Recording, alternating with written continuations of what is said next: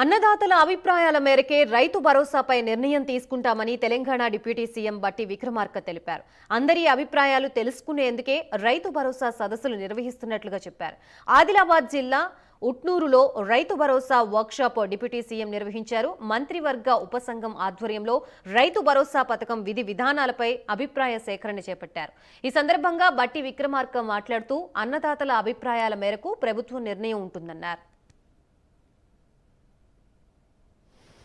ఇచ్చినటువంటి మాట ప్రకారం తప్పనిసరిగా దాన్ని నిర్దిష్టంగా అమలు చేయాలనేటువంటి లక్ష్యంతోనే ఈ ప్రభుత్వం ఈరోజు రాష్ట్ర వ్యాప్తంగా ఉన్నటువంటి రైతాంగ సోదరులతో అలాగే మిగతా వర్గాల వారితో కూడా అందరితో చర్చించి వారందరి అభిప్రాయాలు తీసుకొని ఏ రకంగా చేస్తే బాగా మేలు జరుగుతుంది రైతాంగ సోదరులకి అనేటువంటి ఆలోచనతో మీ అందరి అభిప్రాయాలు తీసుకోవాలనేటువంటి ఒక మంచి సంకల్పంతో ఈ సభ ఏర్పాటు చేయడం జరిగింది.